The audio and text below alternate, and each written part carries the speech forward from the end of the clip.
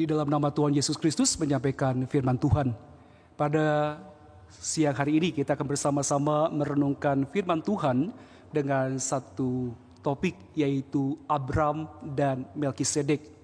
Abram dan Melkisedek. Marilah kita bersama-sama membuka di dalam kitab Kejadian pasal yang ke-14.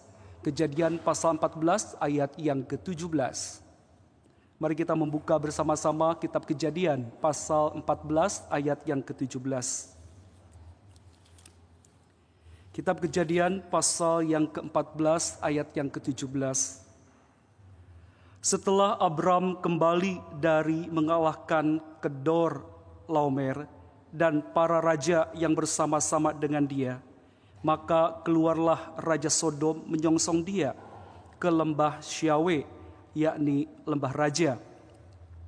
Alkitab memberitahukan di sini bahwa Abram telah mengalahkan Raja Kedor Laomer dan para raja.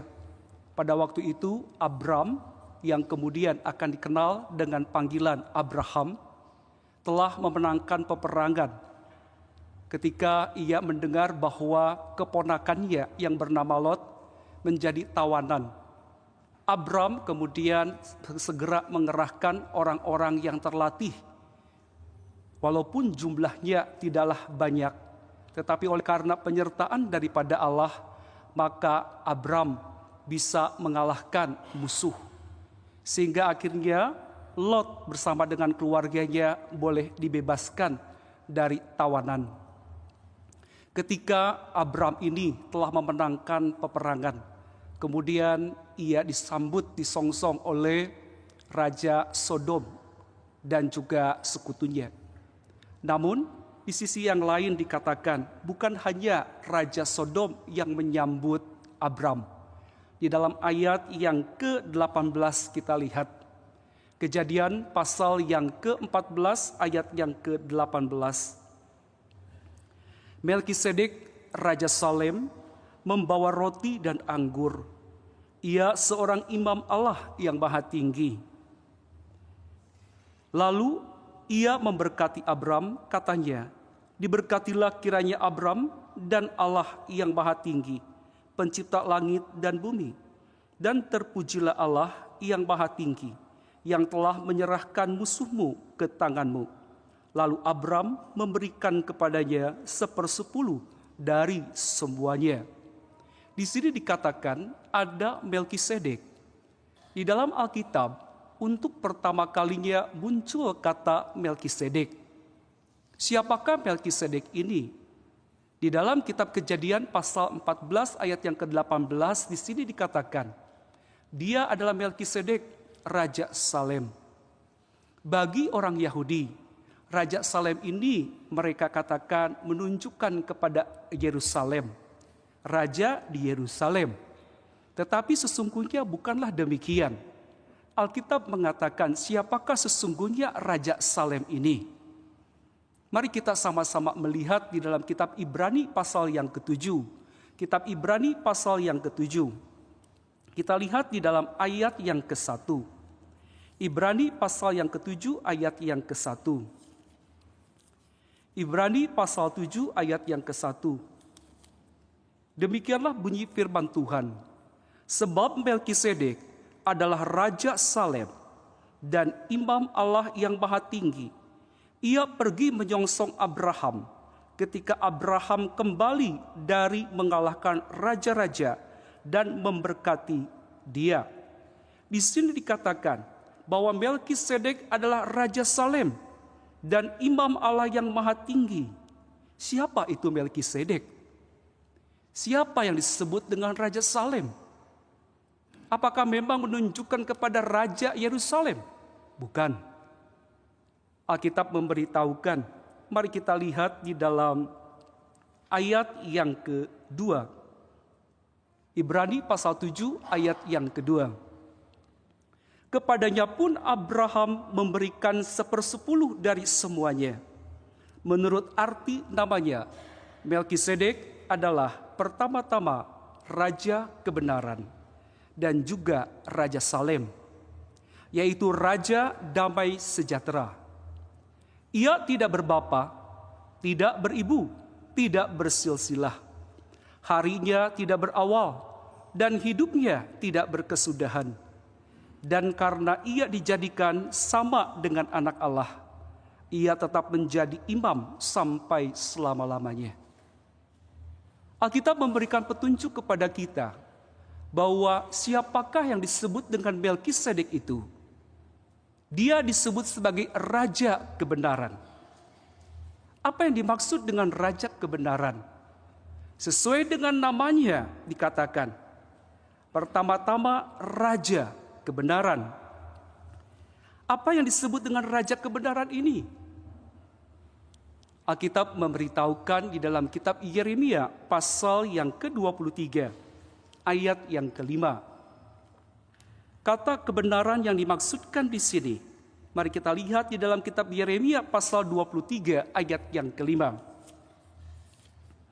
Yeremia pasal 23 ayat yang ke-5.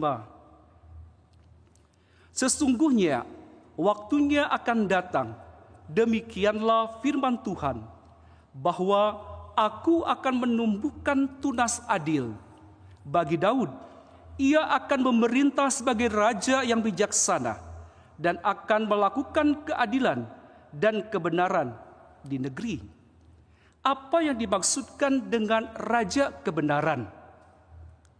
Alkitab memberitahukan di dalam Injil Yohanes pasal 14 ayat yang ke-6 bahwa akulah jalan kebenaran dan hidup. Tidak ada seorang pun yang datang kepada Bapa kalau tidak melalui aku.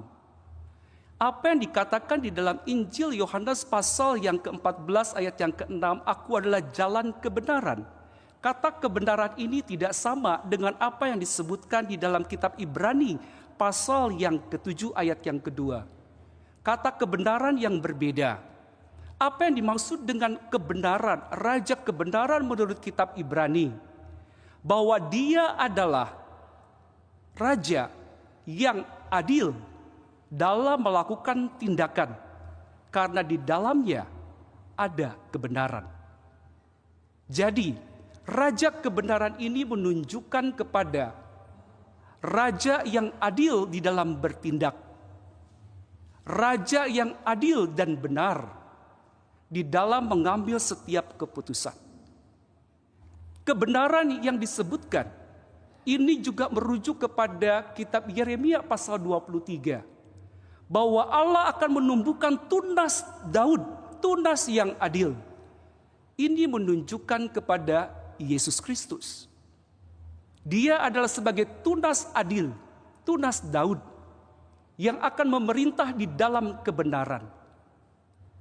Jadi, dia disebut Melkisedek, raja kebenaran, yang akan memerintah di dalam keadilannya, di dalam kebenarannya.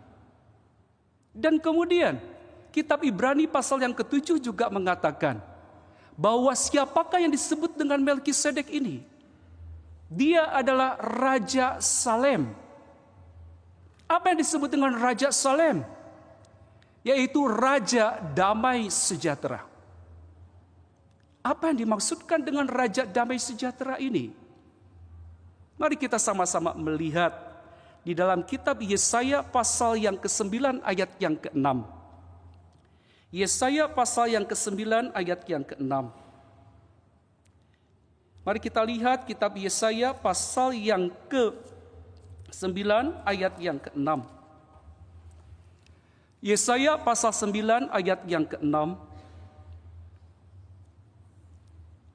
Besar kekuasaannya dan damai sejahtera tidak akan berkesudahan di atas tahta Daud dan di dalam kerajaannya, karena ia mendasarkan dan mengokohkannya dengan keadilan dan kebenaran dari sekarang sampai selama-lamanya. Kecemburuan Tuhan semesta alam akan melakukan hal ini. Apa yang dikatakan di dalam kitab Yesaya pasal yang ke-9 ayat yang ke-6? Besar kekuasaannya dan damai sejahtera tidak akan berkesudahan. Disebutkan di sini, di atas tahta Daud dan di dalam kerajaannya. Apakah ini menunjukkan kepada sosok manusia, keturunan daripada Daud? Bukan. Tetapi di sini dikatakan bahwa ada dari tahta Daud, yaitu menunjukkan kepada Mesias, Juru Selamat. Raja Salem, Raja Damai Sejahtera. Ketika Yesus ada ke dalam dunia ini, apa yang dikatakan oleh malaikat kepada para gembala yang ada di padang? Ketika mereka melihat malaikat, bagaimanakah reaksi para gembala yang ada di padang? Mereka semua ketakutan. Mari kita melihat di dalam Injil Lukas pasal yang kedua.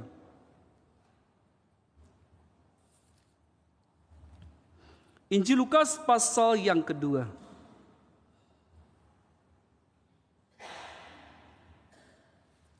Mari kita lihat sama-sama. Injil Lukas pasal yang kedua ayat yang ke-9. Tiba-tiba berdirilah seorang malaikat Tuhan di dekat mereka, dan kemuliaan Tuhan bersinar meliputi mereka, dan mereka sangat ketakutan. Lalu kata malaikat itu kepada mereka, "Jangan takut, sebab sesungguhnya aku memberitakan kepadamu kesukaan besar untuk seluruh bangsa.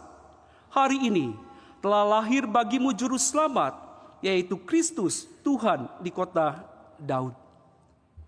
Ketika Yesus Kristus lahir ke dalam dunia, apa yang ia bawa? Bukan ketakutan, tetapi yang Yesus bawa ke dalam dunia adalah sukacita besar. Ketika para malaikat itu bertemu dengan gembala ketakutan, malaikat katakan, "Jangan takut." Yesus datang ke dalam dunia membawa damai sejahtera. Yesus datang ke dalam dunia membawa kesukaan. Damai yang diberikan oleh Yesus Kristus bukanlah damai dari dunia ini, tetapi damai yang diberikan oleh Yesus Kristus adalah damai yang datang dari surga. Apa yang dibawa oleh Yesus Kristus di dalam hal damai sejahtera ini? Yaitu Yesus memperdamaikan antara manusia dengan Allah. Mengapa manusia itu harus diperdamaikan dengan Allah? Karena manusia itu telah jatuh ke dalam dosa. Karena manusia itu telah kehilangan kemuliaan Allah. Oleh karena manusia itu telah berdosa, Alkitab katakan, ketika manusia berdoa kepada Allah, sesungguhnya bukan karena telinga Tuhan kurang tajam untuk mendengar permohonan manusia. Bukan karena tangan Tuhan kurang panjang untuk mengulurkan pertolongan.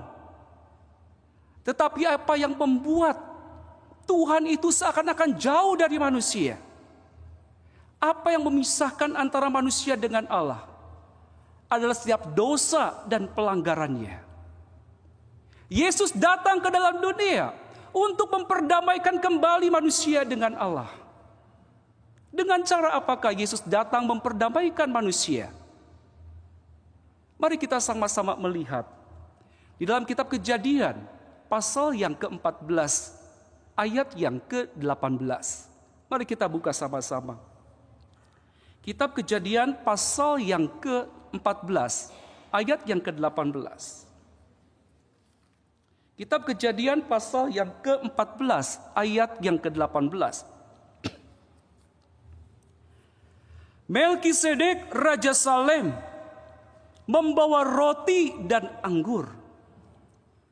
Di dalam kitab Kejadian di sini dikatakan dengan begitu jelas apa yang dibawa oleh Raja Salem itu.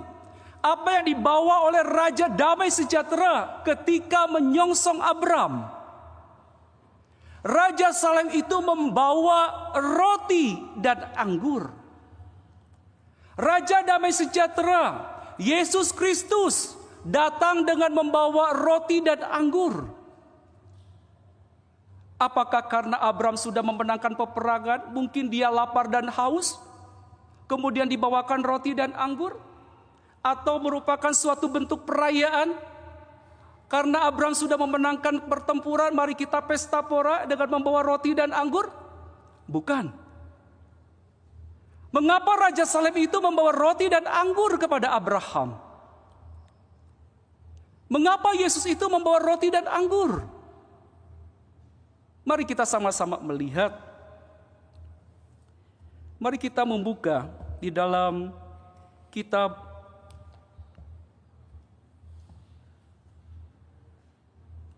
Satu Yohanes.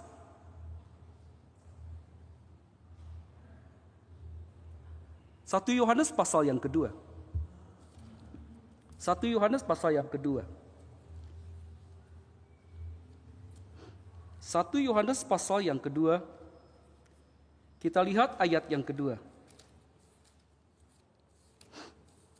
1 Yohanes pasal 2 ayat yang kedua. Dan ia adalah pendamaian untuk segala dosa kita. Dan bukan untuk dosa kita saja, tetapi juga untuk dosa seluruh dunia. Apa yang dibawa oleh Yesus adalah pendamaian akan dosa. Pendamaian manusia. Karena dosanya telah diselamatkan, telah ditebuskan. Sehingga manusia mendapatkan keselamatan. Apa hubungannya dengan roti dan anggur? Mari kita sama-sama melihat di dalam kitab Roma pasal yang ketiga ayat yang ke-25. Roma pasal 3 ayat yang ke-25. Roma pasal 3 ayat yang ke-25. Kristus Yesus telah ditentukan Allah menjadi jalan pendamaian karena iman. Dalam darahnya, hal ini dibuatnya untuk menunjukkan keadilannya, karena ia telah membiarkan dosa-dosa yang telah terjadi dahulu pada masa kesabarannya. Dengan cara apakah Allah itu melakukan penebusan? Dikatakan di sini dengan darah Yesus Kristus. Itulah cara yang dilakukan untuk melakukan pendamaian. Yesus Kristus telah ditentukan menjadi jalan karena iman dalam darahnya. Bapak, Ibu, dan saudara-saudari yang terkasih di dalam Tuhan Yesus, bagaimanakah Yesus itu membawa pendamaian? Dengan pengorbanan dirinya di atas kayu salib, mati demi menebus dosa manusia. Kitab Kolose pasal 1 ayat yang ke-20 mengatakan, mari kita buka sama-sama. Kitab Kolose pasal 1 ayat yang ke-20. Kolose pasal 1 ayat yang ke-20. Dan oleh Dialah ia memperdamaikan segala sesuatu dengan dirinya, baik yang ada di bumi maupun yang ada di surga, sesudah ia mengadakan pendamaian oleh darah salib Kristus. Pendamaian, baik yang di surga maupun yang di bumi, melalui darah salib Kristus. Ketika Yesus Kristus akan mati di atas kayu salib, Yesus berkumpul bersama-sama dengan murid-muridnya. Ia mengadakan perjamuan malam untuk menikmati Paskah. Kemudian setelah Yesus menikmati hidangan Paskah, apa yang dilakukan oleh Yesus selanjutnya? Alkitab memberitahukan di dalam Injil Lukas pasal yang ke-22 ayat yang ke-19. Mari kita membuka sama-sama Injil Lukas pasal yang ke-22 ayat yang ke-19. Injil Lukas pasal 22 ayat yang ke-19. Injil Lukas pasal 22 ayat yang ke-19. Lalu ia mengambil roti, mengucap syukur, memecah-mecahkannya dan memberikannya kepada mereka, katanya, inilah tubuhku yang diserahkan bagi kamu. Perbuatlah ini menjadi peringatan akan aku. 20. Demikian juga dibuatnya dengan cawan sesudah makan. Ia berkata, cawan ini adalah perjanjian baru oleh darahku yang ditumpahkan bagi kamu. Apa yang dikatakan oleh Alkitab? Bahwa Yesus mengambil roti. Kemudian apa yang dilakukan oleh Yesus? Yaitu dia mengatakan bahwa inilah tubuhku. Tubuh yang bagaimana? Inilah tubuhku yang diserahkan bagi kamu. Lalu kemudian Yesus pun juga mengambil cawan. Dan apa yang ia katakan? Bahwa cawan ini adalah perjanjian baru oleh darahku. Oleh karena itu mengapa Yesus yang disebut sebagai Raja Damai itu membawa roti dan anggur kepada Abram? Membawa pendamaian. Memperdamaikan surga dengan bumi. Memperdamaikan antara Allah dengan manusia. Yaitu melalui pengorbanan darah Yesus Kristus. Melalui pengorbanan Yesus di atas kayu salib. Mengapa harus menerima tubuh Kristus? Karena dengan menerima tubuh Kristus dikatakan, siapa yang memakan daging anak manusia dan meminum darahnya, maka ia memperoleh hidup yang kekal. Siapa yang tidak memakan daging anak manusia dan meminum darahnya, di dalam dirinya tidak ada kehidupan. Tetapi siapa yang menerima daging dan darah anak manusia, maka ia akan mendapatkan kehidupan yang kekal, dibangkitkan pada akhir zaman. Bagaimana saat ini kita mendapatkan pendamaian dengan Kristus? Melalui baptisan air, kita mendapatkan pengampunan dosa. Bagaimana supaya kita ini bisa mendapatkan pendamaian dengan surga? Kita menerima tubuh yang baru, mendapatkan kehidupan yang kekal, terikat dalam perjanjian yang kekal, melalui sakramen perjamuan kudus. Alkitab memberitahukan kepada kita, ketika Abram berperang, mendapatkan kemenangan, disambut oleh Melkisedek. Dia adalah raja yang bertindak di dalam keadilan dan kebenaran. Dia adalah Melkisedek, Raja Damai. Dia siapa? Dialah Yesus Kristus. Dan apa yang dikatakan oleh Alkitab di dalam kitab Ibrani pasal yang ke-7. Mari kita kembali melihat Ibrani pasal yang ke-7. Apa yang dikatakan tentang Melkisedek ini? Mari kita membuka Ibrani pasal yang ke-7. Kita lihat di dalam ayat yang ketiga. Ia tidak berbapa, tidak beribu, tidak bersilsilah. Harinya tidak berawal dan hidupnya tidak berkesudahan. Dan karena ia dijadikan sama dengan anak Allah, ia tetap menjadi imam sampai selama-lamanya.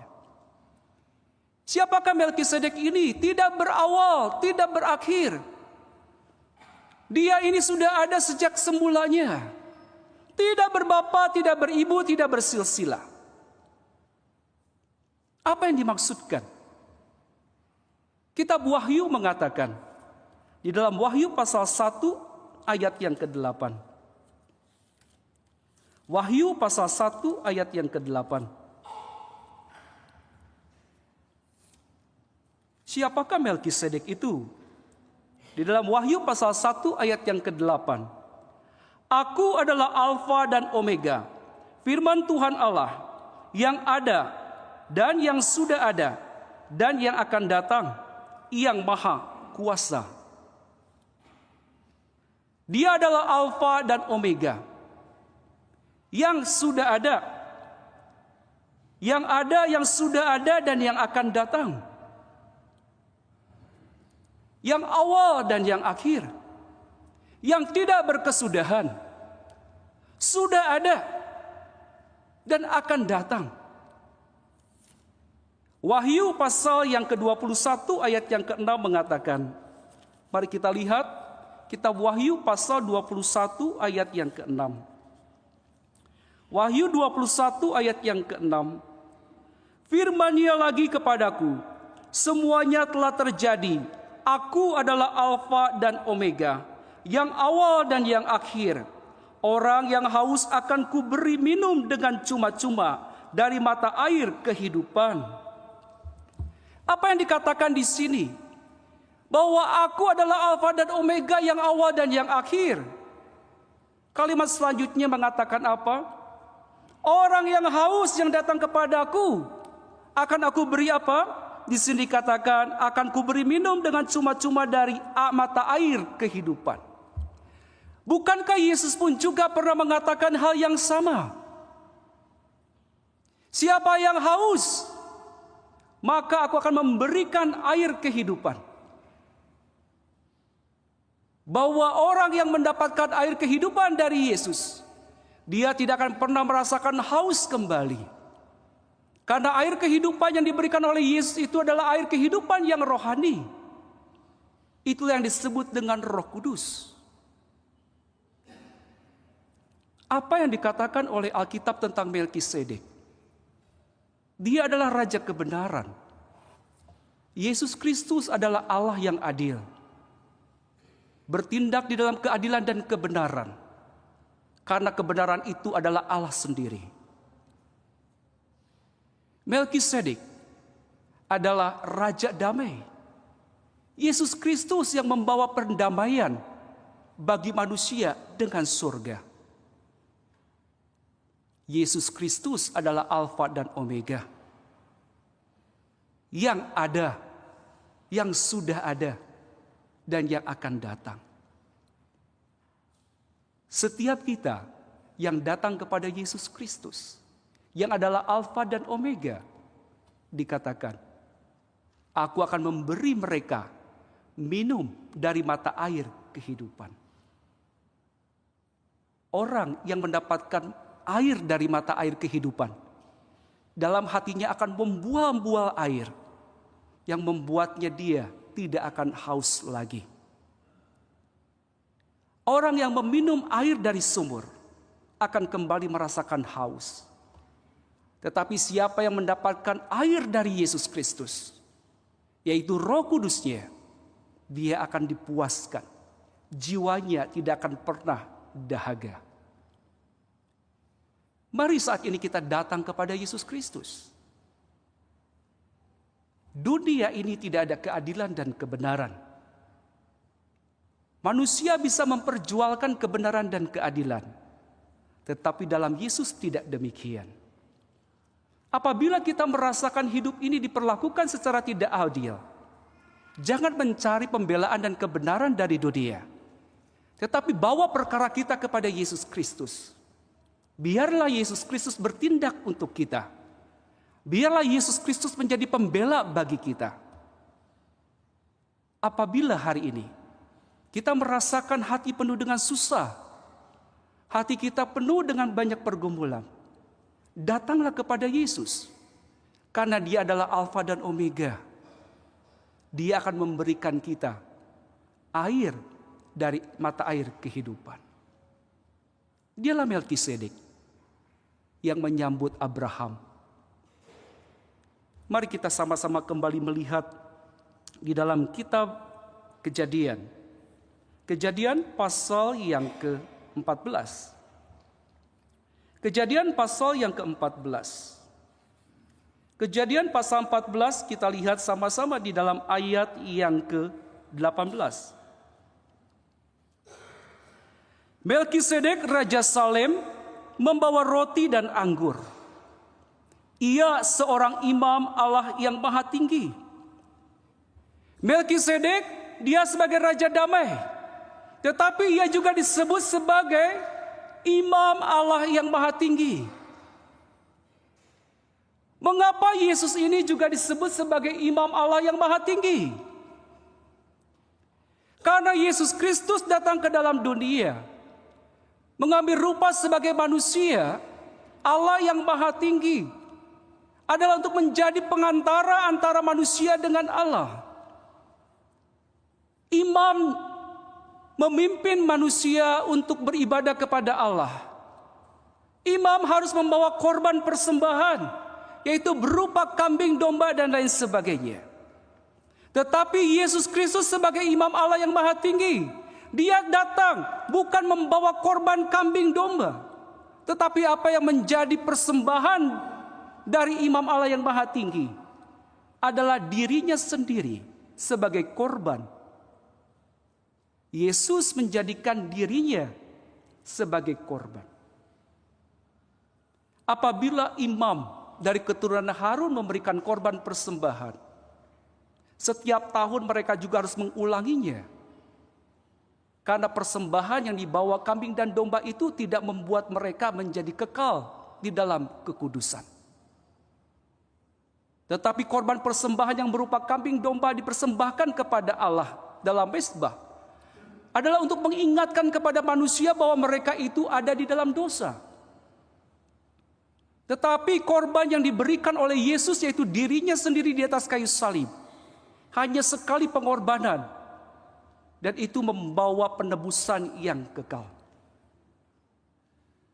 Tapi mengapa Yesus Kristus ini disebut sebagai imam Allah yang maha besar? Bukankah seorang imam itu telah ditetapkan menurut hukum Taurat adalah berasal dari keturunan Lewi, yaitu dari keturunan Harun? Tidak pernah ada di dalam Alkitab dicatatkan bahwa dari keturunan Yehuda bisa menjadi seorang imam. Karena menurut aturan hukum Taurat, imam itu adalah dari keturunan Lewi, yaitu dari keturunan Harun. Tapi mengapa Yesus dikatakan sebagai imam Allah yang agung? Bukankah dia adalah seorang Yehuda? Mari kita sama-sama melihat Ibrani pasal 7 ayat yang ke-13. Ibrani pasal 7 ayat yang ke-13. Ibrani pasal 7 ayat yang ke-13.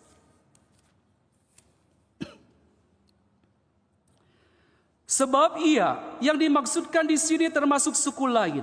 Dari suku ini tidak ada seorang pun yang pernah melayani di mezbah. 14. Sebab telah diketahui semua orang bahwa Tuhan tidak berasal dari suku Yehuda, dan mengenai suku itu Musa tidak pernah mengatakan suatu apapun tentang imam-imam. 15. Dan hal itu jauh lebih nyata lagi jikalau ditetapkan seorang imam lain menurut cara Melkisedek, yang menjadi imam bukan berdasarkan peraturan-peraturan manusia, tetapi berdasarkan hidup yang tidak dapat binasa. 17. Sebab tentang dia diberi kesaksian, engkau adalah imam untuk selama-lamanya menurut peraturan Melkisedek. Pasal yang ke-8 kitab Ibrani kita lihat ayat yang ketiga. Ibrani pasal 8 ayat yang ketiga. Sebab setiap imam besar ditetapkan untuk mempersembahkan korban dan persembahan. Dan karena itu Yesus perlu mempunyai sesuatu untuk dipersembahkan. Sekiranya ia di bumi ini, ia sama sekali tidak akan menjadi imam. Karena di sini telah ada seorang-orang yang mempersembahkan persembahan menurut hukum Taurat. Pelayanan mereka adalah gambaran dan bayangan dari apa yang ada di surga. Sama seperti yang diberitahukan kepada Musa ketika ia hendak mendirikan kemah. Ingatlah, demikian firman-Nya, bahwa engkau membuat semuanya itu menurut contoh yang telah ditunjukkan kepadamu di atas gunung itu. 6. Tetapi sekarang ia telah mendapat suatu pelayanan yang jauh lebih agung, karena ia menjadi pengantara dari perjanjian yang lebih mulia, yang didasarkan atas janji yang lebih tinggi. Apa yang dikatakan di sini? Yesus sebagai imam bukan menurut aturan hukum Taurat. Yesus ada di dalam dunia. Kalau berdasarkan kepada hukum Taurat, dia tidak akan pernah bisa menjadi seorang imam. Tetapi mengapa Yesus yang dikatakan dari kaum Yehuda bisa menjadi imam? Karena menurut peraturan Melkisedek. Artinya bahwa Yesus itu menjadi pengantara antara manusia dengan Allah adalah menurut kehendak dari Allah yang Maha Tinggi. Dalam hal ini mungkin dalam dunia roh kita akan sedikit bingung. Melkisedek bukankah Yesus? Tapi mengapa Yesus itu disebut sebagai imam, berarti sebagai pengantara antara Allah? Mungkin kita sedikit bingung memikirkannya. Kita buat secara lebih sederhana.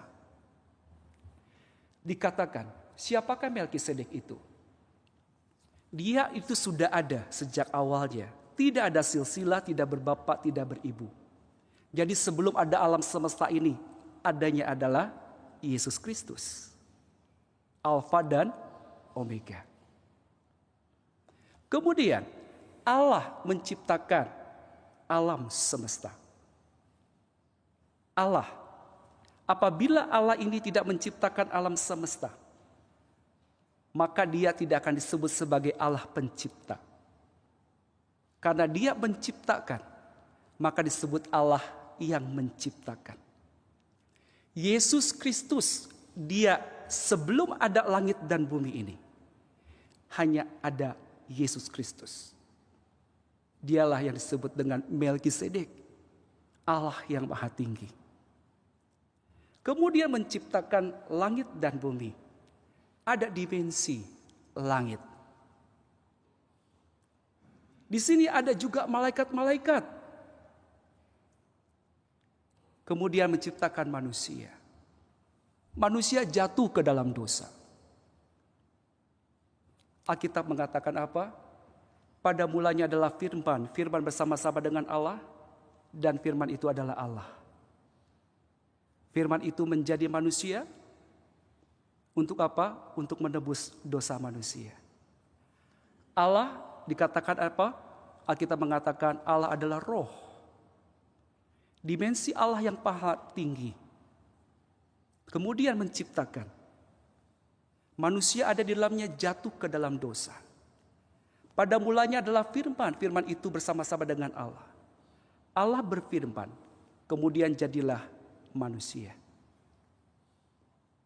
Yesus dalam dimensi yang paling tinggi sebagai Allah. Tetapi firman-Nya ketika ia berfirman, jadilah Yesus Kristus sebagai manusia.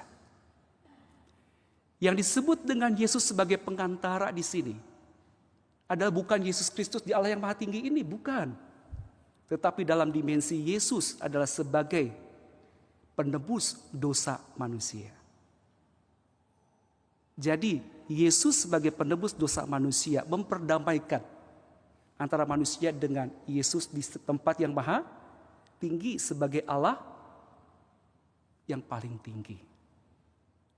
Posisi yang paling tinggi. Dimensi yang paling tinggi. Jadi dalam hal ini kita perlu memahami apa yang dimaksud dengan Yesus sebagai pengantara di sini. Pengantara itu adalah ketika Yesus ada di dalam dunia untuk menebus dosa kita. Dia sebagai imam, bukan menurut peraturan hukum Taurat, tetapi dia sebagai imam menurut aturan Melkisedek. Dia menjadi perantara bagi manusia menurut kehendak Yesus sebagai Allah yang maha tinggi itu. Mari kita sama-sama melihat Yesus Melkisedek ketika bertemu dengan Abraham. Apa yang dilakukan? Mari kita buka sama-sama di dalam kitab Kejadian pasal yang ke-14. Kejadian pasal 14. Ayat yang ke-19. Kejadian pasal 14 ayat yang ke-19. Lalu ia memberkati Abram, katanya, diberkatilah kiranya Abram oleh Allah yang maha tinggi pencipta langit dan bumi. Dan terpujilah Allah yang maha tinggi yang telah menyerahkan musuhmu ke tanganmu. Lalu Abram memberikan kepadanya 1/10 dari semuanya. Melkisedek memberkati Abram. Mengapa Melkisedek memberkati Abram? Bukankah Abram itu yang kemudian disebut sebagai Abraham adalah bapak leluhur bagi bangsa Israel? Bukankah Abraham itu juga yang disebut dengan bapak segala bangsa? Disebut juga sebagai bapa orang yang beriman. Bukankah Abraham itu adalah orang yang sangat dihormati oleh kaum keturunannya? Melkisedek memberkati Abraham. Kitab Ibrani pasal yang ke-7 di sana mengatakan, siapakah Melkisedek ini sehingga ia memberkati Abraham? Ibrani pasal yang ke-7 kita lihat. Ayat yang ke-7. Ibrani pasal 7 ayat yang ke-7. Memang tidak dapat disangkal bahwa yang lebih rendah diberkati oleh yang lebih tinggi. Yang lebih rendah diberkati oleh yang lebih tinggi. Artinya bahwa Melkisedek itu jauh lebih tinggi daripada Abraham. Yesus Kristus itu lebih tinggi daripada Abraham. Bangsa Israel, bangsa Yahudi, mereka sungguh bangga kepada diri mereka sebagai keturunan Abraham. Mereka membanggakan dirinya di hadapan Yesus Kristus. Tapi apa yang dikatakan oleh Yesus? Bahwa Yesus itu lebih besar daripada Abraham. Yesus itu lebih besar daripada Salomo. Yesus itu lebih besar daripada Daud. Bahkan Daud pun mengatakan bahwa Yesus itu adalah Tuanku. Berkat itu datang dari mana? Bukan dari manusia. Berkat itu datang dari Allah yang Maha Tinggi, dari Yesus Kristus. Oleh karena itu pada waktu kita berdoa memohon berkat, jangan memohon kepada manusia. Datang, mohon berkat itu dari Allah.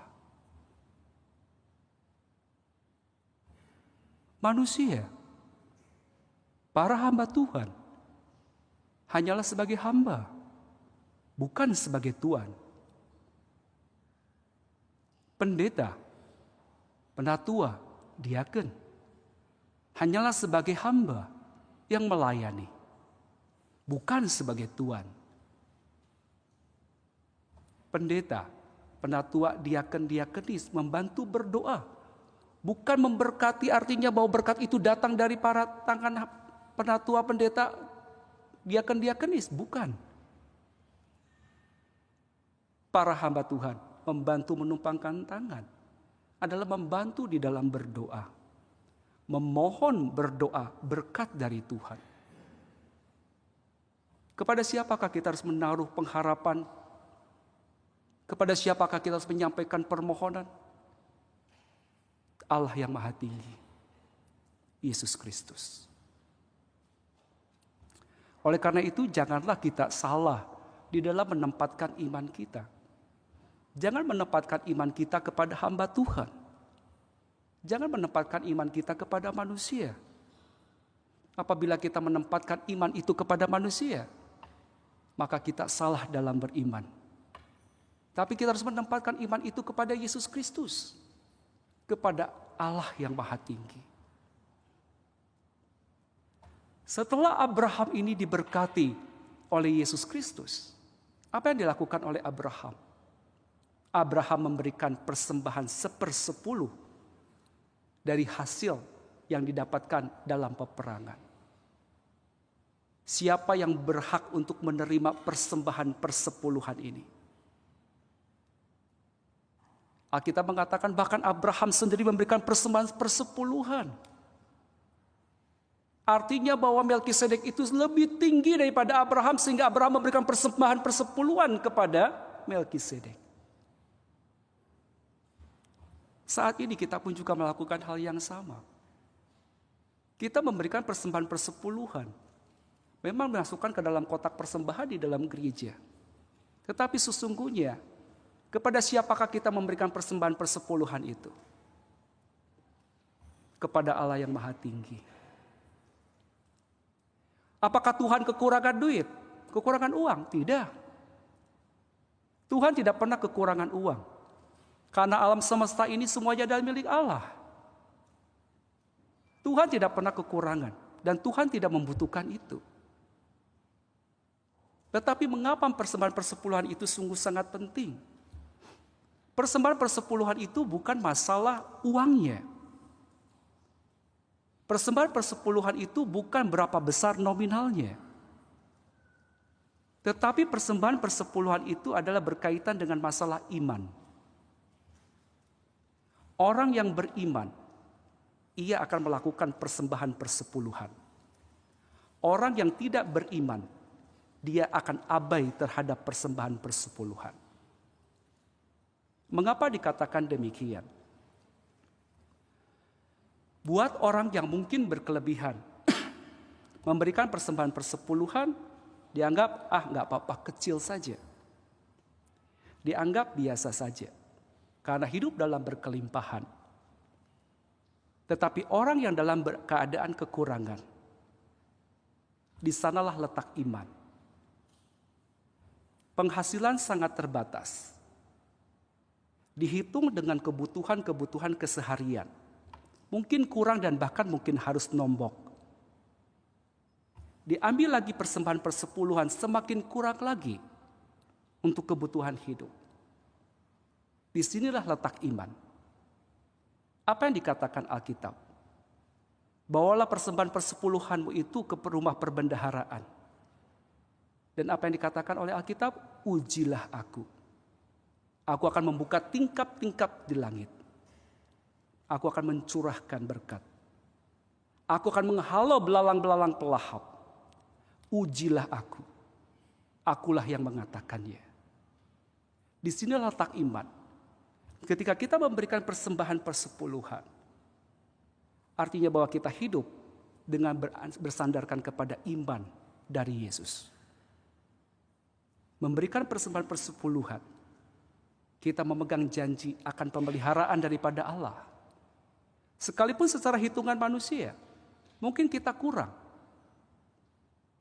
Tetapi berdasarkan pengalaman-pengalaman rohani di dalam Tuhan, ternyata apa yang kita anggap itu kurang, sampai batas waktunya kita kembali lagi mendapatkan penghasilan.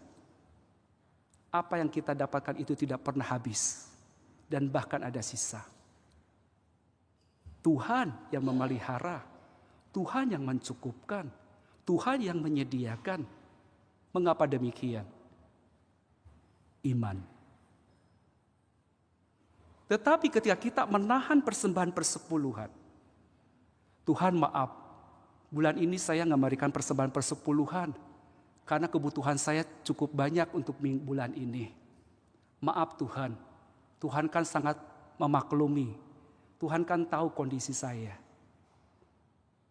Ketika kita menahan persembahan persepuluhan dan kita berpikir dengan uang itu akan merasa cukup, justru sebaliknya, kita tidak akan pernah merasakan cukup dengan itu. Dan bahkan kita akan mengeluarkan uang yang jumlahnya seharusnya itu diberikan kepada perpuluhan, tetapi harus kita keluarkan dengan kita tidak bisa menikmatinya. Kenapa?